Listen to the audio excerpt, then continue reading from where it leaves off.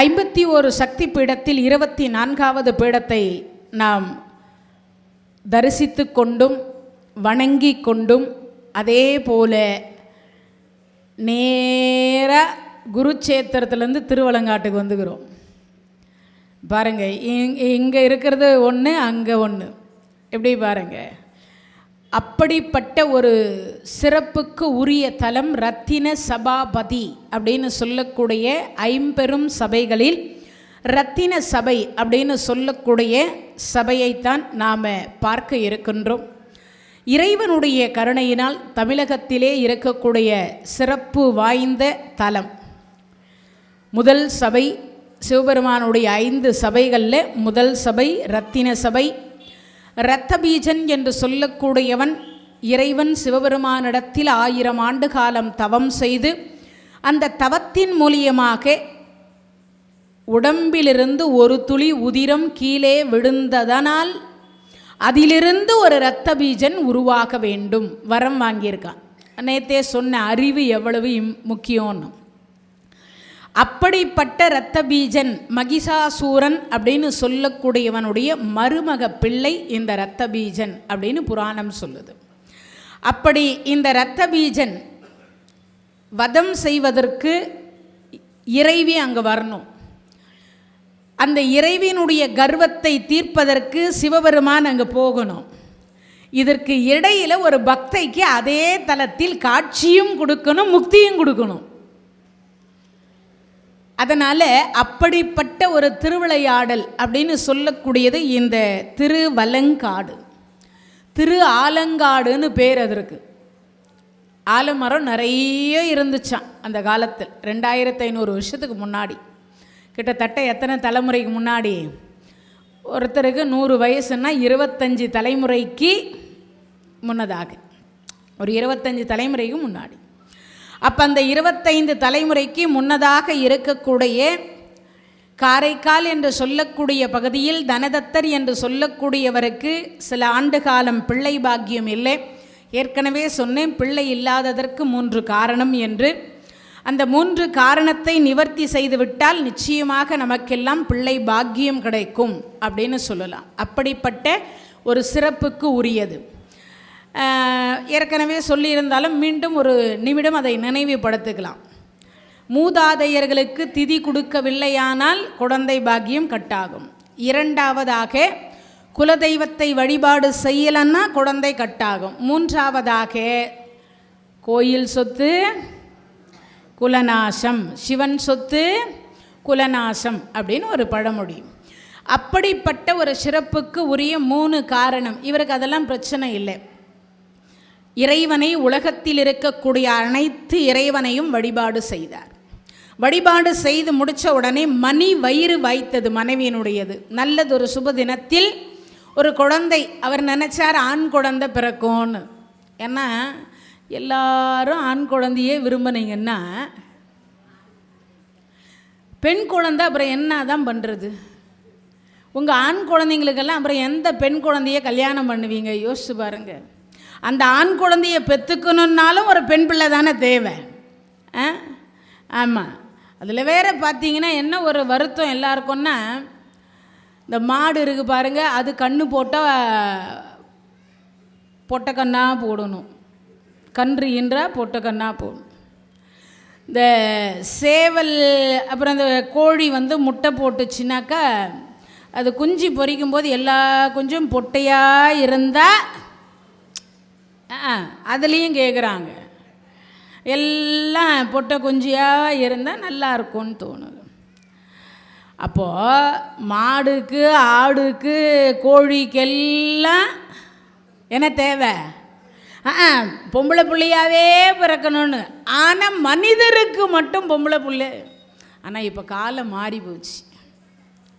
எதுவாக இருந்தாலும் ஓகே அப்படின்னு வந்துட்டாங்க. அதை விட இன்னும் இப்போல்லாம் சில பேர் இந்த ஆம்பளை பிள்ளைங்களை பெற்று பெற்று பெற்று ஆம்பளை பிள்ளைங்க எல்லாம் இப்போ என்ன பண்ணிட்டாங்க, ஒன்று அநாத ஆசிரமம் இல்லைன்னா முதியோர் இல்லம் விட்டாங்களா.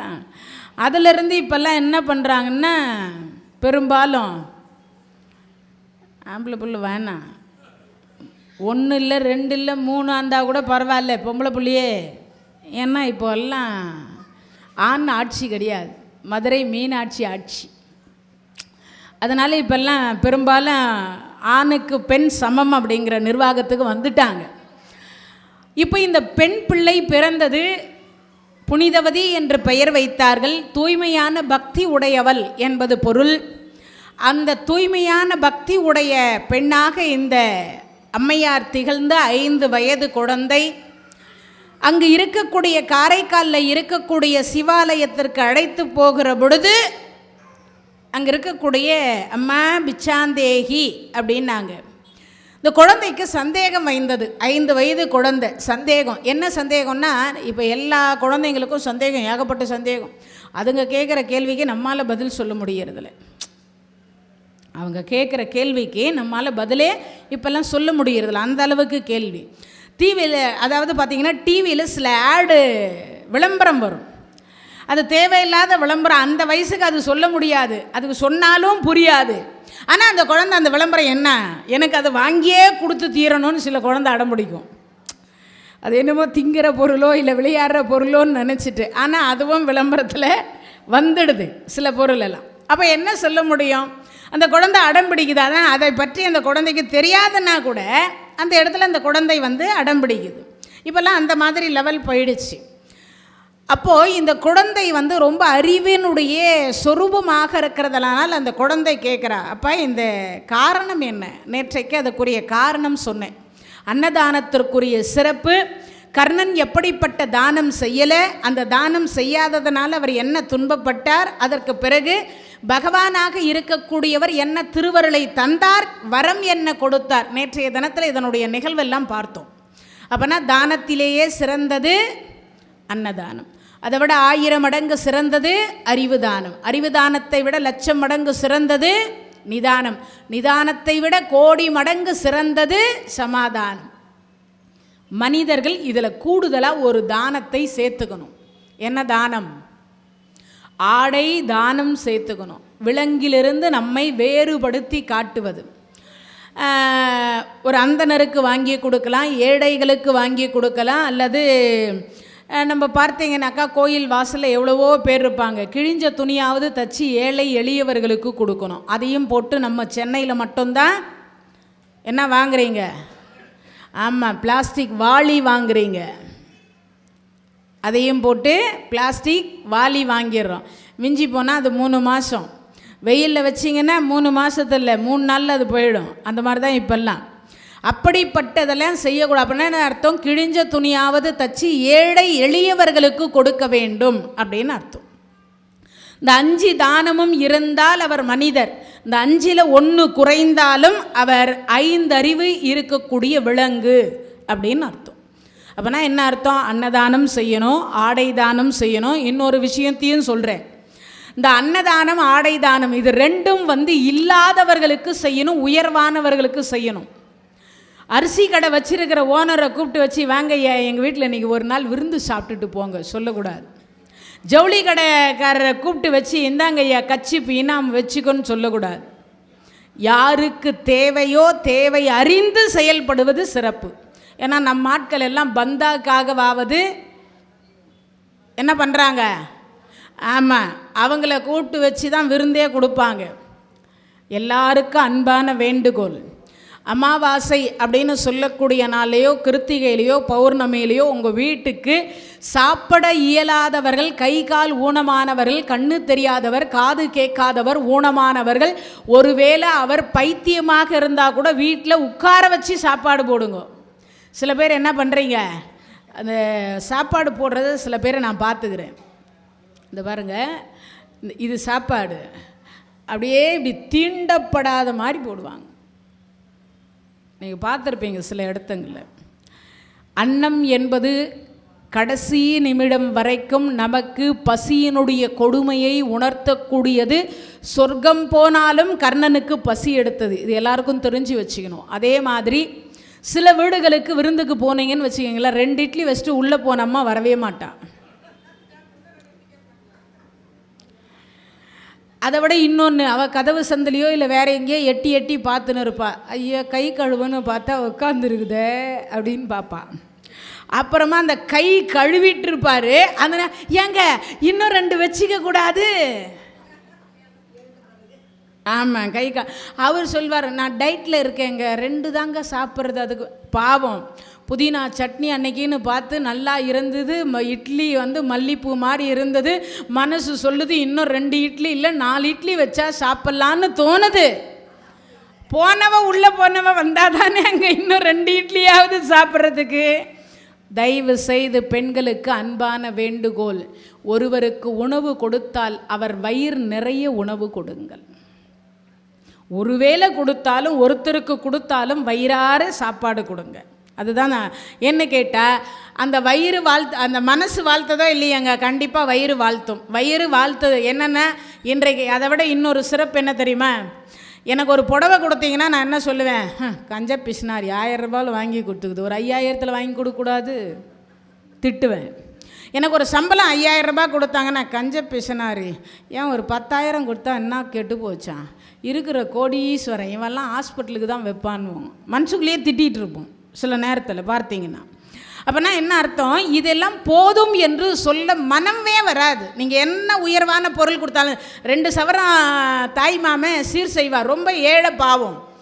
ஆனால் இந்த அக்கா பையனோ இல்லை தங்கச்சி பொண்ணோ என்ன சொல்லுங்க, மாமா என்ன பெருசாக போட்ட மாதிரி சொல்கிற, சவரம் என்னமோ முன்கால்னா விற்கிற மாதிரி.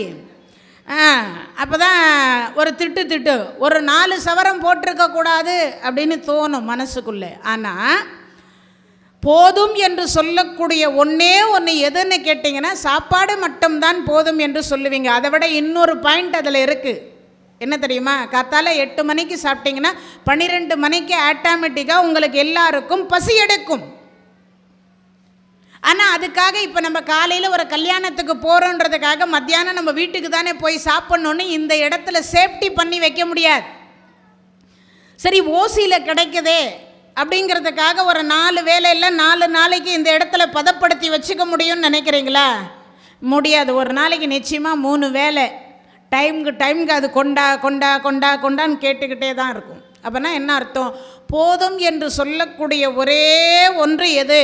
தானத்திலேயே சிறந்தது அன்னதானம். அதனால் முடிஞ்ச வரைக்கும் தாய்மாராக இருக்கட்டும், தந்தைமாராக இருக்கட்டும், முடிஞ்ச வரைக்கும் யாராவது பசின்னு கேட்டால் ஒரு வேளை உணவு வாங்கி கொடுங்க. காசு கொடுக்காதீங்க. காசு கொடுத்தா என்ன ஆகுதுன்னா பலான கடைக்கு போகுது அது. ஆமாம், காசு கொடுத்தா அது நல்ல கடைக்கு போக மாட்டேங்குது. அரிசி பருப்பு உப்பு மிளகா வாங்கி சாப்பிட்டா பரவாயில்ல, அது வேறு ஏதோ கடைக்கு போகுது. பசின்னு கேட்டுட்டா அப்போ என்ன பண்ணணும், வா நல்ல ஹோட்டல், உனக்கு என்ன சாப்பிட்றியோ சாப்பிடு. திருப்தியாக ஒரு நாள் ஒரு வேளை அவர் சாப்பிட்டாருன்னா, ஐயா பில்லு நான் கொடுக்குறேன், அவர் என்ன கேட்டாலும் கொடுங்க. அப்படி கொடுத்து வாங்கி கொடுத்துட்டிங்கன்னா அவர் அடுத்த வேலைக்கு ஒரு நாள் திருப்தியாக சாப்பிட்ட திருப்தி நமக்கும் கொடுத்த திருப்தியாக இருக்கும். ஆனால் அந்த காசு கொடுத்தா என்ன பண்ணுறாங்க, அவன் சோத்து கடைக்கே போவானோ இல்லை வேத்து கடைக்கே போவானோ தெரிய மாட்டேங்குது. அதனால தான் தானத்திலேயே சிறந்தது அன்னதானம். அதை விட இன்னொரு விஷயத்தையும் இந்த இடத்துல சொல்கிறேன். 63 நாயன்மார்களில் கிட்டத்தட்ட 3/4 பேர் பார்த்தீங்கன்னா அன்னதானம் செய்து தான் இறைவன் திருவடியை சேர்ந்திருப்பாங்க. சத்தம் பத்தலையா? காரணீஸ்வரர் சொல்கிறார், உண்டி கொடுத்தோர் உயிர் கொடுத்தோர்னு அர்த்தம். உண்டி கொடுத்தோர் உயிர் கொடுத்தோர். சிறுதொண்ட நாயனார், இயற்பகை நாயனார், சில அடியார்கள் எல்லாருமே என்ன பண்ணியிருக்கிறாங்க, உணவுகள் தான் கொடுத்துருக்காங்க. கண்ணப்ப நாயனார் உணவு தான் கொடுத்தார். அப்போனா என்ன அர்த்தம், ஒவ்வொருவரும் உணவைத்தான் அதிகமாக கொடுத்தாங்க இல்லையா? அப்போனா என்ன அர்த்தம், அந்த உணவுக்காக தான் இவ்வளவு பாடும். அதை தெரிந்த அந்த குழந்தை புனிதவதியார், நான் ஒரு நாளைக்கு ஒரு அடியாருக்காவது சாப்பாடு கொடுப்பேன் அப்படின்னுச்சு. ஒரு அடியாருக்காவது உணவு தருவேன் அப்படின்னு கேட்டார். தந்தை சொன்னார், ஒரு வார்த்தை சொன்னார், அம்மா கொடு. குழந்தைகளுக்கு தயவு செய்து பிச்சை போடுகிற பொழுது குழந்தைங்க கையில் கொடுத்து போட சொல்லி பழக்கப்படுத்தி கொடுங்க. அதே மாதிரி ஒரு பொருள் குழந்தைங்களுக்கு பண்டங்கள் ஏதாவது கொடுத்தீர்களானால் பக்கத்தில் இருக்கக்கூடிய குழந்தைகளுக்கும் கொடுத்து விட்டு உண்ண சொல்லுங்க. நல்ல பழக்க வழக்கங்களை குழந்தைங்களுக்கு சொல்லி கொடுத்தீங்கன்னா நாம் இல்லாவிட்டாலும் அந்த குழந்தைகளுக்கு அந்த நல்ல பழக்க வழக்கங்களே துணை செய்யும். நல்ல பழக்க வழக்கங்கள் தான். சில தாய்மார்கள் என்ன பண்ணுறீங்க, ஆமாம், பென்சில் திருடிட்டு முதல் நாள் வருவான், அம்மா பக்கத்தில் இருந்த பையன் நான் பென்சில் எடுத்துகிட்டு வந்துட்டேன். ஏய், 4 நாளைக்கு இந்த பென்சில் எடுத்துன்னு போவாத. ஆமாம், நீ தான் திருடுன்னு அங்கே தெரிஞ்சு போயிடும், இதை வீட்டிலே வச்சுடு, வேறு பென்சில் எடுத்துன்னு போ. அம்மா போன வாரம் வாங்கி எடுத்துகிட்டு வந்தனே அந்த பென்சில், அதை எடுத்துகிட்டு போ. கேட்டால் எங்கள் அம்மா வாங்கி கொடுத்தாங்கன்னு சொல்லு, அடித்து கேட்டால் கூட சொல்லாதே, எங்கள் அம்மா தான் வாங்கி. இது என்ன ஆகும், பென்சில் பேனாவாகும், பேனா நோட்டாகும், நோட்டு டிஃபன் பாக்ஸ் ஆகும். அது அப்படியே பெருகி பெருகி கடைசியில் பெரிய திறனா அவன் மாறிடுவான்னு அர்த்தம்.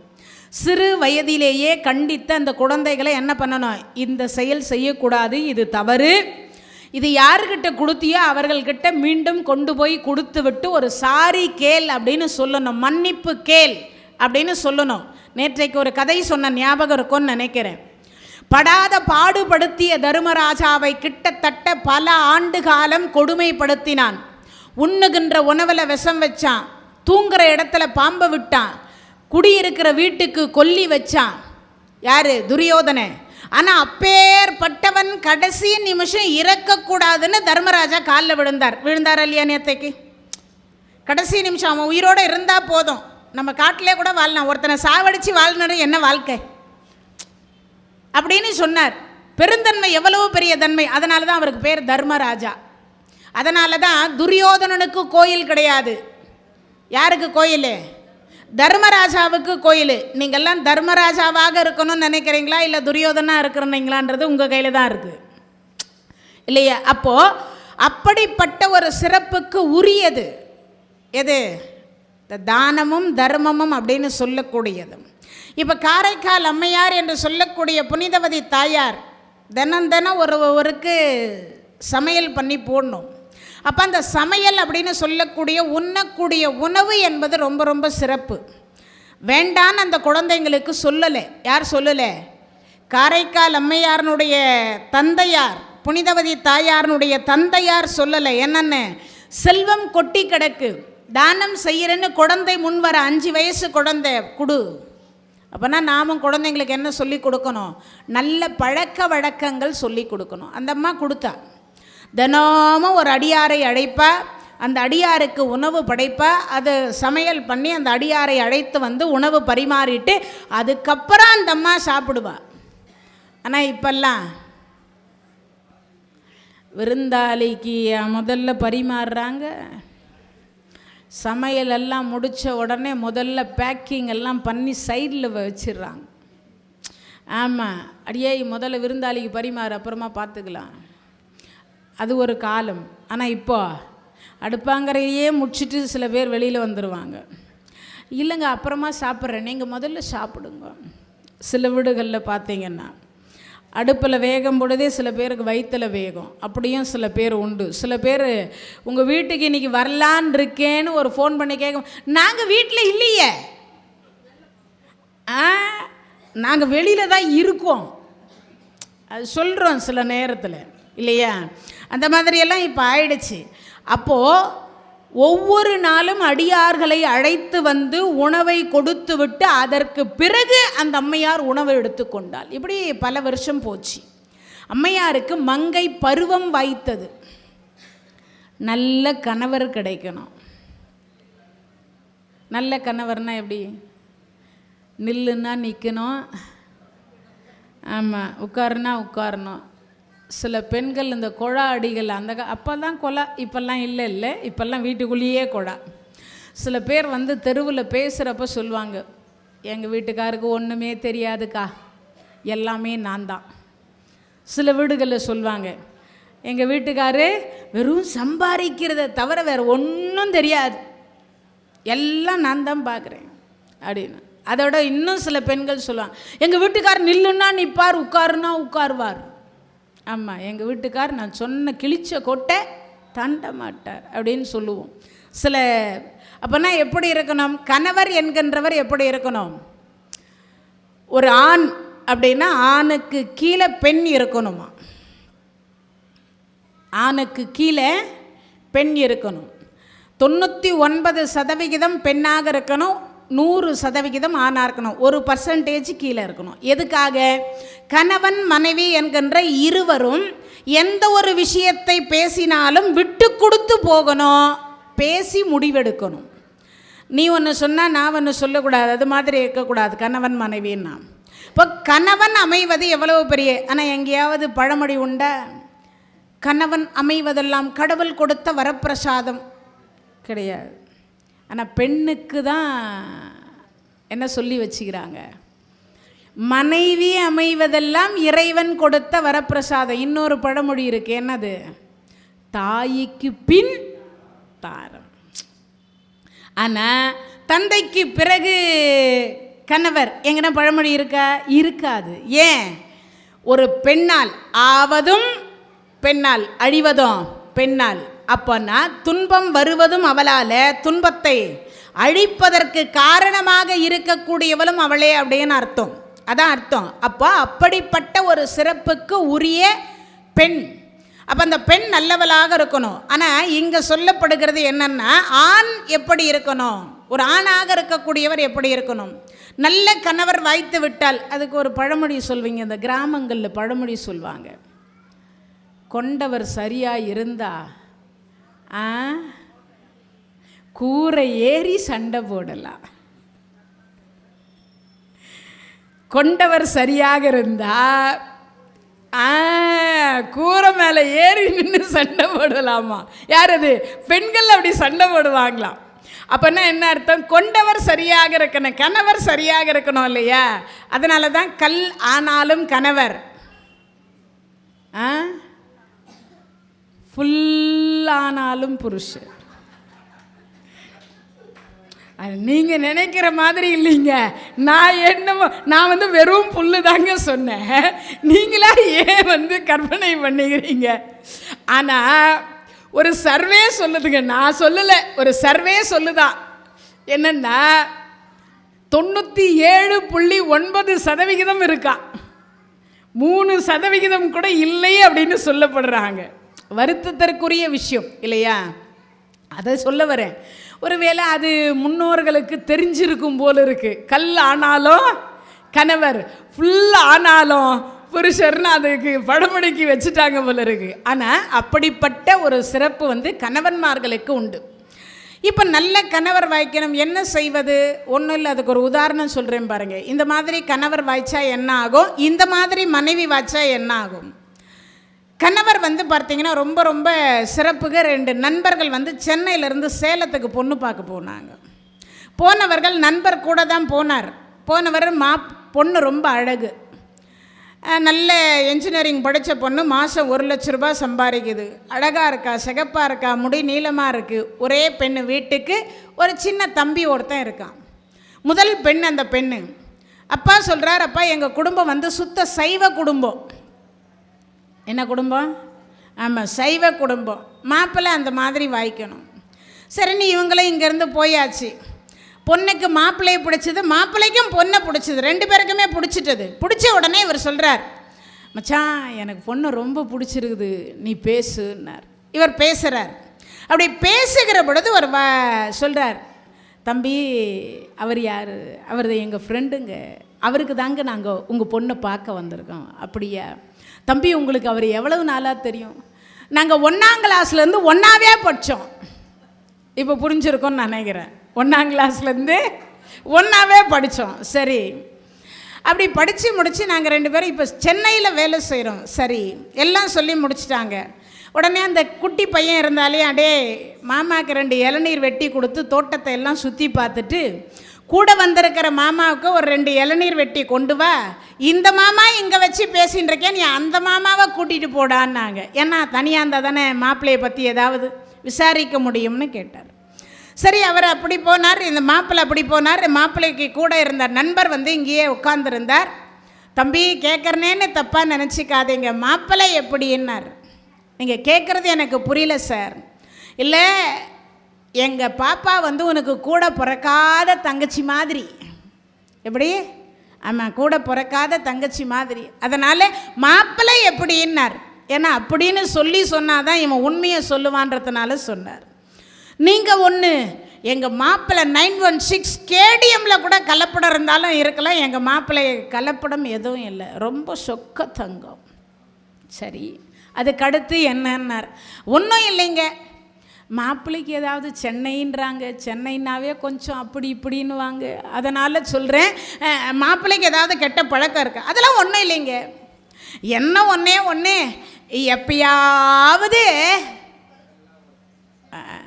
அதாங்க இந்த விரலுக்கு நடுவில் ஒன்று இருக்குமேங்க, அட வெள்ளை வெள்ளையன்னு இருக்குமே, பஞ்சு எல்லாம் வச்சுருக்கும் பாருங்க, உங்களுக்கு தெரியாதுங்களா?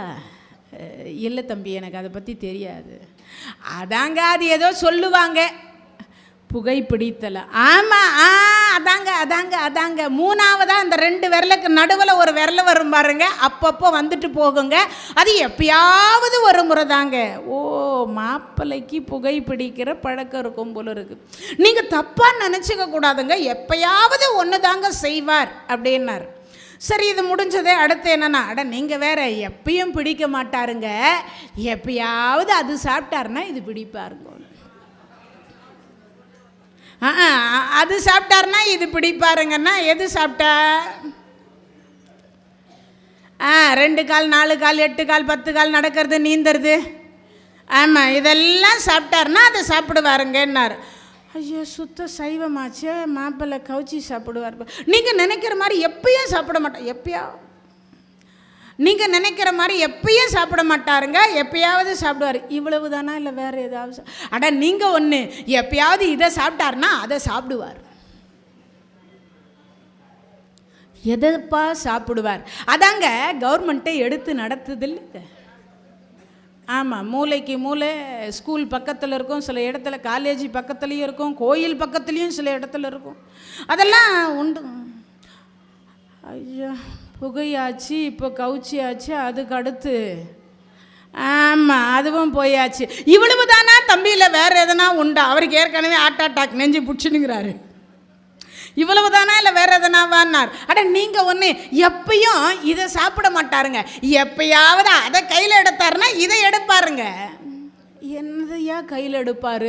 அதாங்க இந்த பாண்டவர்களில் ஒருத்தர் மூத்தவராக இருந்தார் இல்லைங்க. ஆமாம், அவர் பேர் கூட இந்த ஊர் உலகத்தில் என்னமோ சொல்லுவாங்க, அது சட்டுன்னு வேறு வாயில் வரவே மாட்டேங்குதுங்க. நல்ல பேரெல்லாம் எனக்கு வாயில் வரவே வராதுங்க.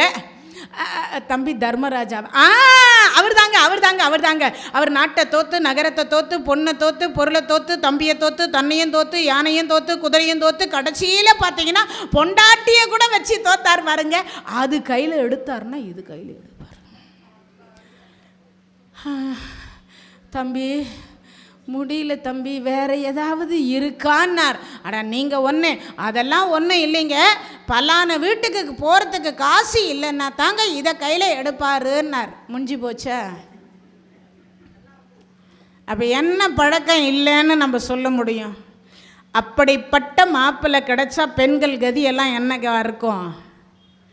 அதோ கதி தானே.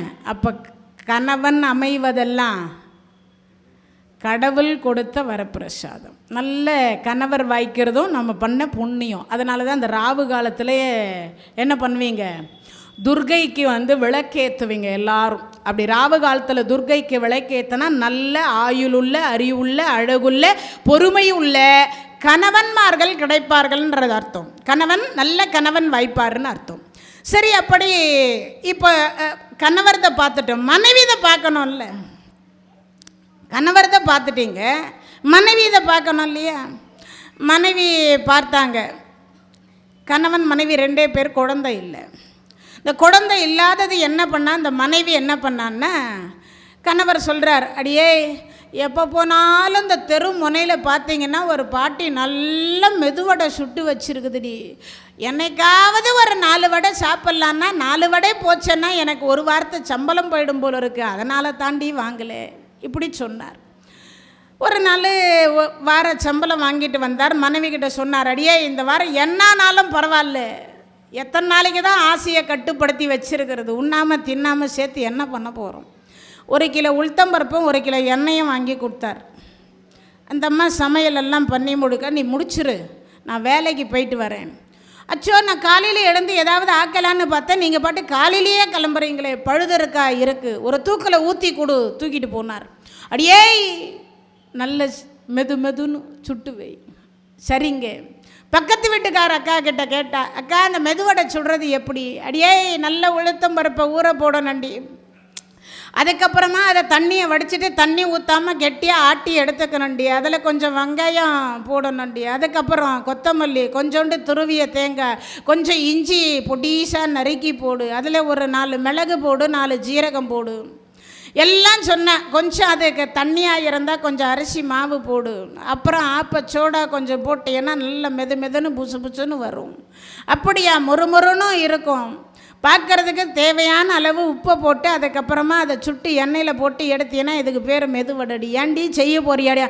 நான் எங்கக்கா செய்ய போகிறேன், அடுப்பே திருப்பதி, வாசிப்படியா வைகுந்தம், கொண்டவனே கொடவலக்கு, இங்கே அடுத்த வேலைக்கே தீட்டு போட்டு ஆக்குடின்னு இருக்குது, நான் எங்கக்கா செய்யறது? சுடுறேன்னு சொன்னால் அவளுக்கு ஒரு 4 கொடுக்கணுமே, அதுக்குத்தான் இந்த கதையே. அப்புறமா இல்லைக்கா எப்படி செய்யறதுன்னு கேட்டு தெரிஞ்சுக்கலாமேன்னு கேட்டேன்னா முடிஞ்சு போச்சா. போனா கதவை சாத்தினா, தாப்பால் போட்டா, ஊற போட்டா, எல்லாம் முடிஞ்சது. ஆட்டினா அந்த அக்கா எப்படி சொன்னாலும் அதே மாதிரி பக்குவமாக பண்ண 30 வடை சுட்டா. நல்லா கேட்கணும் கதையை. எத்தனை வடை? ஆமாம், 12 மணிக்கு வடை முடிஞ்சிச்சு சுட்டு. டேஸ்ட் இருக்குதா இல்லையான்னு ஒன்று, உப்பு காரம் சரியாக இருக்கான்னு ஒன்று சாப்பிட்டு பார்த்தா என்னமோ கம்மியாக தருது. 2வது ஒன்று சாப்பிட்டா. அப்படியே 1 மணிக்குள்ளே 15 போயிடுச்சு. எவ்வளவு? ஆமாம் 15 போச்சு. 3 மணிக்கு பக்கத்து வீட்டுக்காரக்கா லொட்டுன்னா, என்னக்கா நான் என்னமோ பலகாரம் சுட்ட வாசனை வந்துச்சேன், உன் வீட்டில் தான் வந்துச்சான். இல்லையக்கா அதுக்கு எங்கக்கா வழி இருக்குது. சரி போனால் போது, விருந்தாளி வந்துக்கிறாங்க, ஒரு டம்ளர் சக்கரை கொடு அப்படின்னா, சரி இருக்கா கொடுக்குறேன் அப்படின்னு சும்மா கதவை அப்படி சாத்தி வச்ச மாதிரியே போய் கடகடன்னு ஓடி போய் கடகடன்னு எட்டுன்னு வந்து சர்க்கரையை கொடுத்தா. சரி யார் வீட்லேயோ என்னமோ பலகாரம் சுட்டுக்கிறாங்கடி, கம்மன்னு வாசனை வருது அப்படின்ட்டு அந்த அக்கா போயிட்டா. தெரியலக்கா எனக்கும் வாசனை வருது, நான் நீ சுட்டுருப்பியோன்னு நினச்சேன்னா. நான் சர்க்கரைக்கே வழி இல்லாமல் வந்திருக்கேன், அப்புறம் எங்கடி நான் பலகாரம் சுடுறதுன்னு அவள் போயிட்டா. அந்தம்மா போன உடனே இவன் மறுபடியும் தாப்பால் போட்டா. மறுபடியும் போய் அந்த வடையை முறைச்சி பார்த்தா. அது சொல்லுது, ஏண்டி உங்கள் வீட்டுக்காரர் என்ன 15 சாப்பிட போகிறார்?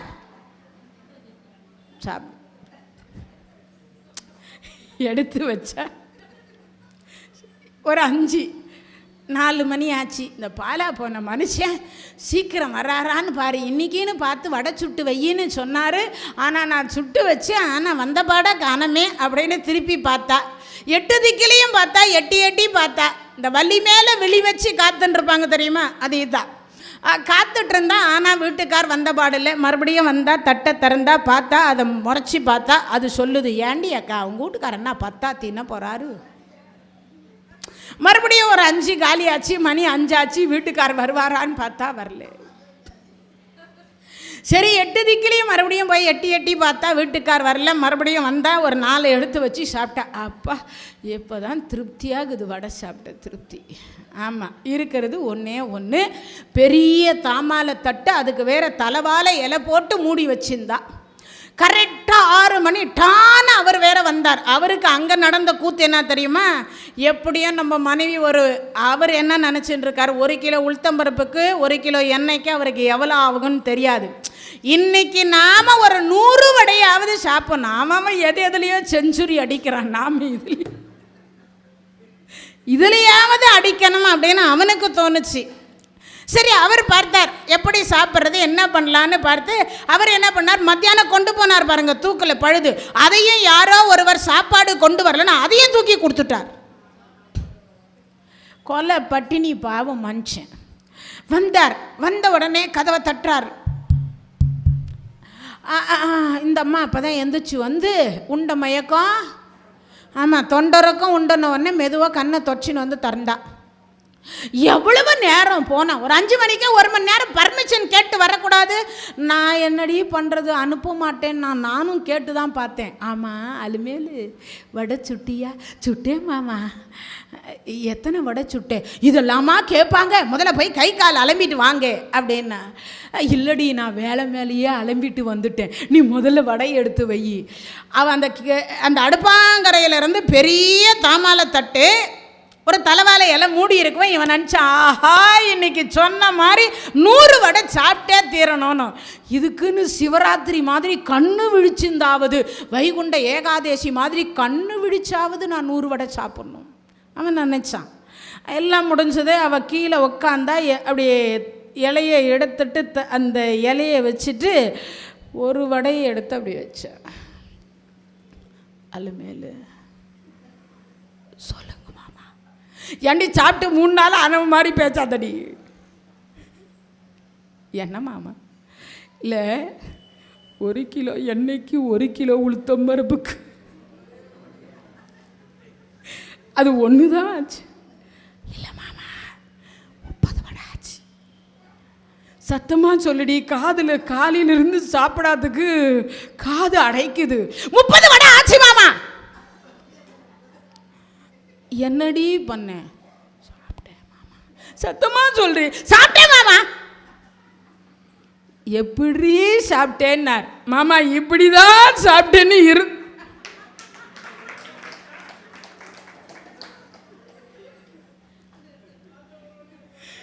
எப்படி சாப்பிட்டேன்னு தான் கேட்டார். ஆனா இப்படிதான் சாப்பிட்டேன்னு இருந்த ஒன்றுத்தையும் அவ சாப்பிட்டு காமிச்சா பாருங்க. இதுக்கு தான் சொல்றது, மனைவி அமைவதெல்லாம் இறைவன் கொடுத்த வரப்பிரசாதம்ன்றது. இப்போ மனைவி அமைவதெல்லாம் இறைவன் கொடுத்த வரப்பிரசாதம். அதனால தான் பெண்டிற்கழகு உண்டி சுருக்குதல்னு ஒரு பழமொழி. யார் சொன்னது? அவ்வை பிராட்டியார் சொன்னார். பெண்டிற்கழகு உண்டி சுருக்குதல். அப்போனா என்ன அர்த்தம்? கணவர் சொல்லிடுவார், அடியே நான் வெளியிலேயே சாப்பிட்டுட்டு வந்துடுவேன்னு சொல்லுவார். திடீர்னு பார்த்தீங்கன்னா வேலை 10 மணி ஆகிடும், எல்லா ஹோட்டலும் மூடி இருக்கும். எப்படியும் நம்ம பொண்டாட்டி நமக்குன்னு ஏதாவது வச்சிருப்பான்னு ஒரு நம்பிக்கையோடு வருவார். ஆனால் இந்த அம்மா என்ன பண்ணுவா? உண்மையான மனைவியாக இருந்தால் என்ன பண்ணுவாளா? ஒரு 4 இட்லியோ ஒரு 2 சப்பாத்தியோ போட்டு ஒரு ஹாட் பாக்ஸ்லேயே அதுலேயே வச்சுருப்பா, இல்லை ஒரு பிடி சாப்பாடு தனியாக ஒதுக்கி வச்சுருப்பா. எப்படியும் அந்த மனுஷனுக்கு என் கையால் ஏதாவது சாப்பிட்டுட்டு படுத்தாதான் தூக்கமே வரும். அது என்னது? விட்டு கொடுத்து போகக்கூடிய ஒன்று. கணவனுடைய மனதை மனைவி புரிந்து வைத்து கொண்டிருக்கிறாள் என்பது ஒரு அன்பு. அப்போனா என்ன அர்த்தம்? மனைவி அமைவதெல்லாம் இறைவன் கொடுத்த வரப்பிரசாதம். இப்போ முன்ன சொன்ன கணவன் அமைந்தாலும் கணவன் பெண்களுக்கு என்னது? ஒன்றும் பண்ண முடியாது. இப்போ சொன்ன மனைவி அமைந்தாலும் கணவன்மார்களுக்கு ஒன்றும் பண்ண முடியாது. அப்போ மனைவியோ கணவனோ அமைவது நம்ம கையில் இல்லை. எல்லா உறவுகளும் அமைவது யார் கையில்? இறைவன் கையில். அதனால தான் மனைவி அமைவதெல்லாம் இறைவன் கொடுத்த வரப்பிரசாதம். மனைவி அமையிறது சாதாரண விஷயம் இல்லை. அப்போனா ஆண்கள் எல்லாம் என்ன பண்ணணும்? கடவுள்கிட்ட கல்யாணம் ஆகாதவங்கெல்லாம் உடனே கேட்டுறாதீங்க, நாங்கள்லாம் கல்யாணம் ஆயிடுச்சு மேடம், இப்போ போய் கண் கட்டதுக்கப்புறம் சூரிய நமஸ்காரம். அடுத்து ஒரு ஜென்மத்திலேயாவது நல்ல மனைவி கிடைக்கணும். இல்லைன்னா கிடைச்ச மனைவியை பக்குவப்படுத்தி திருத்தி கொள்ளணும். சில வீடுகளில் விட்டு கொடுத்து போகணும், சில இடத்துல விட்டு கொடுத்து போகணும், சில இடத்துல தட்டி கொடுத்தும் போகணும், சில இடத்துல தலைவணங்கியும் போகணும். என்ன பண்ணுறது? இல்லறம் என்கின்ற நல்லறம் சிறக்க வேண்டுமானால் இதெல்லாம் செய்யணும். அப்போ மனைவி அமைவதெல்லாம் இறைவன் கொடுத்த வரப்பிரசாதம். ஆனால் இங்கே தனதத்தர் என்ன நினைக்கிறார்? நம்ம பெண்ணுக்கு நல்ல கணவர் வாய்க்கணும் இல்லையா? நல்ல கணவர் வாய்த்தால் சிறப்பு. இப்போ நல்ல கணவர் வாய்க்கணும். நாகைப்பட்டினத்தில் நிதிபதி என்று சொல்லக்கூடியவருடைய மகன் பரமதத்தர், அவரை பேசி மனம் முடித்தாங்க. முடித்ததுக்கப்புறமா பார்த்தீங்கன்னா கணவன் மனைவி திருமணம் அப்படின்னு ஒரு குறிப்பிட்ட நாள் வச்சு திருமணம் முடிஞ்சது. திருமணம் முடிந்து விட்ட பிறகு பார்த்தீங்கன்னா விருந்து கொடுத்தாங்க. 15 நாள். அந்த காலத்துலலாம் 15 நாள் என்ன பண்ணுவாங்க? விருந்து கொடுப்பாங்க. யாருக்கு? மருமகனுக்கு விருந்து கொடுப்பாங்க. இந்த விருந்து முடிஞ்சிட்டு பரமதத்தர் புறப்பட போகிறார். அவருடைய தந்தை வந்து அழைக்கிறார். அழைத்த உடனே சொல்கிறார் சம்பந்தி. என்ன பண்ணுறார்? சம்பந்தி, ஒன்றும் இல்லை, எனக்கு சில காலம் குழந்தை இல்லை. நான் கடவுள்கிட்ட பிரார்த்தனை பண்ண ஆண் மகவை விரும்பினேன். இறைவன் எனக்கு பெண் மகவை தான் கொடுத்தார். ஒரே பெண் குழந்தை, அதுக்கு அடுத்து எனக்கு குழந்தை பாக்கியத்தை இறைவன் தரலை. இவளை அன்போடும் பண்போடும் பாசத்தோடும் வளர்த்துட்டேன். இப்போ எனக்கு பிரிய மனம் இல்லை. உங்களுக்கு 5 பிள்ளைகள் அப்படின்னு எனக்கு தெரியும். அதனால் இந்த பிள்ளைய நீங்கள் இங்கேயே வீட்டோட நான் குறைவாகலாம் நடத்த மாட்டேன், நல்ல மரியாதையோடு நடத்துவேன். நீங்கள் ஒன்றும் கவலைப்படாதீங்க, நல்ல நடத்துவேன். தனியாக ஒரு வீடு கட்டி தரேன், தனியாக கடையும் ஏற்பாடு பண்ணி தரேன், கடையும் வச்சு தருகிறேன். உங்கள் பிள்ளைய நீங்கள் இங்கேயே விட்டு. சரி, அவர் பார்த்தார். நல்ல வாழ்க்கை நம்ம பிள்ளைக்கு சந்தோஷமாக இருக்கட்டும் அப்படின்னு நினச்சி, நீங்கள் ஒன்றும் வருத்தப்படாதீங்க சம்பந்தி. நீங்கள் என்ன பண்ணுறீங்க? சம்பந்தி, பா போட்டா சம்பந்தி, மா போட்டா மந்தின்னா என்னது? அதுதான் இந்த மரத்துக்கு மரம் தாவும் இல்லை, அதுதான் அது. அப்போ சொல்கிறார், சரின்னு சொல்லிட்டார். சொன்ன உடனே இங்கே விட்டுட்டாங்க. யார்? வீட்டோட மருமகனாக பரமதத்தரை விட்டுட்டு அவங்க புறப்பட்டாங்க. புறப்பட்டு போனதற்கு பிறகு வீட்டோட மருமகனாக போனால் அப்போ உயர்வாக நடத்தினாங்க. இப்போ எப்படின்னு நான் சொல்கிறேன். முதல் நாள் தலைவாழை இலை போட்டுச்சு மாமியார். டேராடோன் பாஸ்மதி அரிசி, யாழ்ப்பாணத்து முருங்காய் சாம்பார், அப்போ உருக்குன நெய், ஆப்பிள் பஜ்ஜி, வெளாம்பழ ரசம், பால் பாயாசம், வாழைப்பூ வடை, புதினா டீ எல்லாம் வச்சு. எது எல்லாம் முதல் நாள். 2வது நாள் சொன்னாங்க, அவர் வீட்டோட இங்கேயே இருக்க போகிறார். தை இலை, தலைவாழை இலை போயிடுச்சு. என்ன வந்துச்சு? ஆமாம், தை இலை போட்டாங்க. போட்ட உடனே மாப்பிள்ளை பார்த்தார், என்ன நேற்றுக்கு தலைவாழை இலை, இன்றைக்கி தை இலை, சரி பார்ப்போம் அப்படின்னு போட்டு அதுலேயும் சாப்பிட்டு முடிச்சிட்டார். 3வது நாள் என்ன ஆச்சுன்னு மாமியார் சொல்லுது, முந்தா நாள் வச்ச சாம்பார், நேற்றுக்கு வச்ச ரசம், இன்றைக்கி வெறும் சாதம் மட்டும்தான் வெடிச்சிருக்கிறேன் மாப்பிள்ளை, ஒன்றும் இல்லை, அந்த கரண்ட்டு பில்லை போய் நீங்கள் கொஞ்சம் கட்டிட்டு வாங்க, அப்படியே வர்ற வழியில் ரேஷன் போடுவாங்க, அதையும் கொஞ்சம் வாங்கிட்டு வந்துடுங்க, சர்க்கரை 2 கிலோ எக்ஸ்ட்ரா சொல்லியிருக்கேன், அதையும் நீங்கள் சேர்த்து வாங்கிட்டு வந்துடுங்க. எப்படி? சர்க்கரை 2 கிலோ எக்ஸ்ட்ரா சொல்லியிருக்கேன், நீங்கள் எங்கள் மருமகன்னு அவங்களுக்கு தெரியும், அதனால் 2 கிலோ எக்ஸ்ட்ரா கொடுப்பாங்க, வேண்டான்னு எல்லாம் சொல்லாதீங்க, ரகசியமாக வாங்கிட்டு வந்துடுங்க, வந்ததுக்கப்புறமா சாப்பிட்லாம் மாப்பிள்ளை. இப்போ அவர் எல்லாம் வாங்கி முடிச்சுட்டு வந்தார். மத்தியானம் ஆச்சு. இந்த அம்மா பார்த்தா இலை போடணும் 1 மணி நேரமாக அவர் காத்துன்ருக்கார். இலையும் போடலை, ஒன்றும் போடலை. சரி, தட்டாவது வைக்கணும் பார்த்தா வைக்கலை.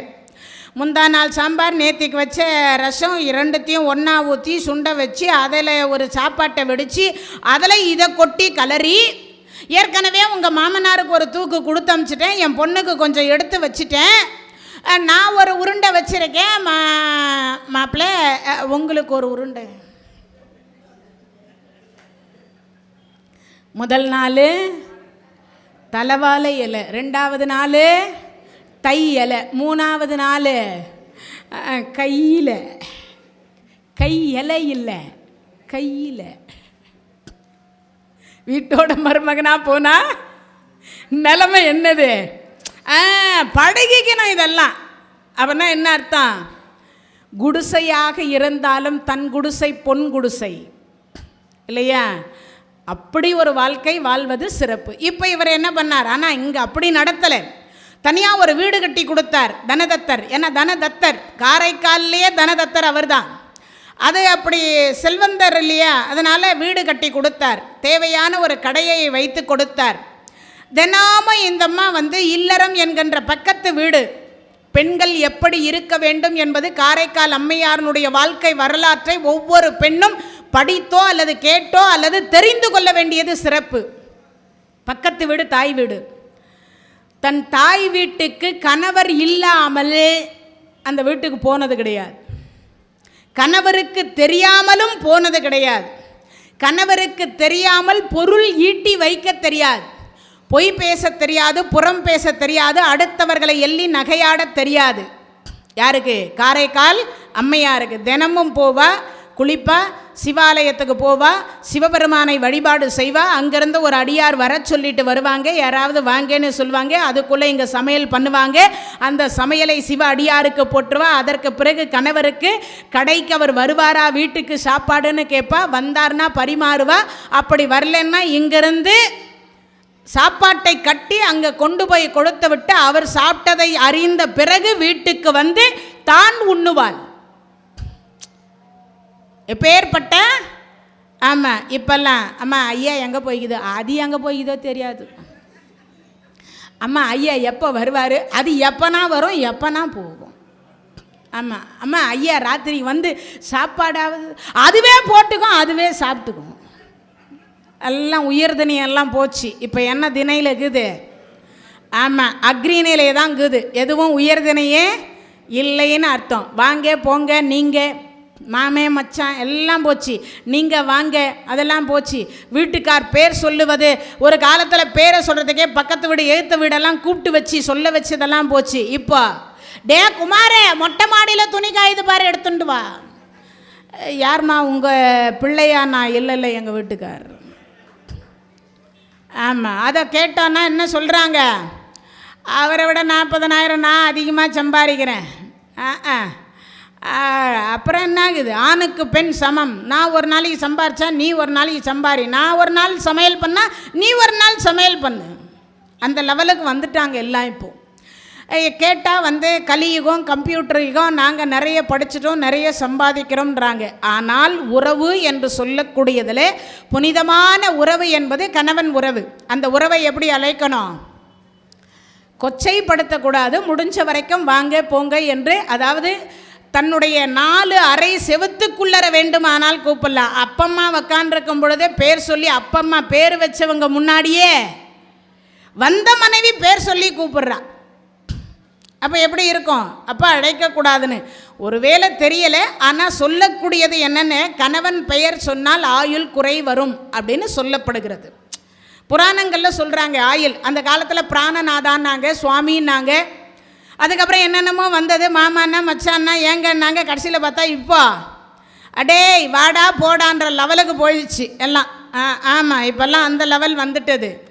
சரி, எப்படியோ அவர்களுக்குள்ளே சந்தோஷமாக இருந்தால் சரின்ற இப்போ அப்பா அம்மாவும் சொல்லிட்டாங்க, உங்களுக்குள்ளே சந்தோஷமாக இருக்கிறீங்களா, நல்லா இருக்கீங்களா, அது போதும் அப்படிங்கிற லெவல் வந்தாச்சு. இப்போது காரைக்கால் அம்மையார் கணவனுக்கு தெரியாமல் பக்கத்து வீடு தாய் வீடு போக மாட்டான்.